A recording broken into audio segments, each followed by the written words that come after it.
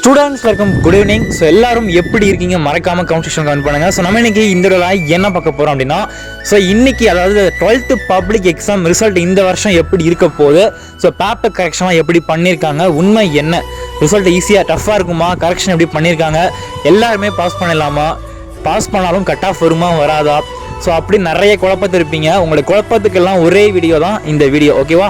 So உங்களுக்கு public exam பற்றி, ரிசல்ட்டை பற்றி ஒரு தெளிவான அப்டேட் வேணும் அப்படின்னு நினச்சிங்கன்னா ஸோ நம்ம சேனலை சப்ஸ்கிரைப் பண்ணி பெல் ஆன் அடித்து வச்சுக்கோங்க. இந்த வீடியோ முழுசாக பாருங்கள். வேணும்னு நினச்சிங்கன்னா மட்டும் அப்டேட் ஃபுல்லாக பாருங்கள், ஓகேவா?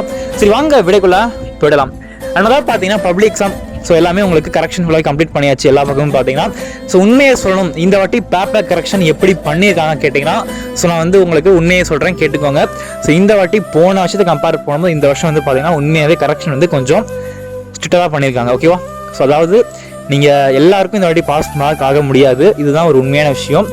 நான் என்றைக்குமே உங்களுக்கே தெரியும் பாசிட்டிவாக தான் பேசுவேன் அப்படின்ட்டு.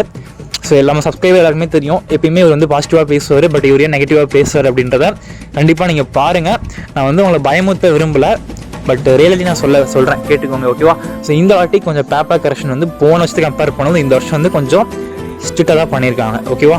ஸோ இதனால் நிறைய பேர் வந்து பயப்படுவீங்க, ஐயோ வீட்டில் மார்க் கம்மியாக எடுத்தால் என்னை வந்து அடுத்த காலேஜ் படிக்க வைக்க மாட்டாங்க, ஸோ லைஃபே போயிடும் அப்படி இப்படின்னு நினைக்கிறீங்க. ஸோ அந்த மாதிரிலாம் நடக்கவே நடக்காது. அதாவது உங்களுக்கு மார்க் வேணால் இந்த வாட்டி குறைய வாய்ப்பு இருக்குது, ஓகேவா? ஸோ என்னோட கெஸ்ஸிங்கில் நான் சொல்கிறேன், கேட்டுக்கோங்க. கண்டிப்பாக மார்க் வேணால் முன்ன பின்ன குறைய வாய்ப்புகள் இருக்குது, ஆனால் கண்டிப்பாக எல்லாருமே பாஸ் ஆகிடுவீங்க. நான் கடவுள்கிட்ட பிரார்த்தனை பண்ணிக்கிறேன், யாரும் கவலைப்படாதீங்க. ஸோ கண்டிப்பாக எல்லாருமே பாஸ் ஆவீங்க. எல்லாருமே 12th முடிச்சுட்டு கண்டிப்பாக காலேஜுக்கான வாழ்க்கையை நீங்கள் வந்து ஸ்டார்ட் பண்ணுவீங்க. கண்டிப்பாக உங்கள் லைஃப் மாறும், ஓகேவா? ஸோ நீங்கள் எதுவும் கவலையே படாதீங்க. ஸோ அதுதான் சொல்கிறேன், மறுபடியும் சொல்கிறேன், கேட்டுக்கோங்க. கண்டிப்பாக எல்லோரும் பாஸ் ஆவீங்க. ஸோ கண்டிப்பாக நீங்கள் நல்லா எழுதிருக்கீங்க. கரெக்ஷன் பொறுத்தவரைக்கும் போன வருஷத்துக்கு கம்பேர் பண்ண இந்த வருஷம் வந்து கொஞ்சம் இதுவாக தான் பண்ணியிருக்காங்க.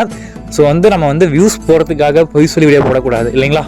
ஸோ அதுக்காக தான் சொல்கிறேன், உண்மையாகவே இந்த வாட்டி கொஞ்சம் கரெக்ஷன் வந்து முன்ன பின்ன தான் இருக்கும், ஆனால் கண்டிப்பாக எல்லாரும் பாஸ் ஆகிடுவீங்க, ஓகேவா? அது கவலைப்படாதீங்க. அண்டு நிறைய பேர் வந்து ஸோ என்னாலேயே ஒரு விஷயம் கஷ்டமாக தான் இருக்குது எனக்கே பார்த்தீங்கன்னா.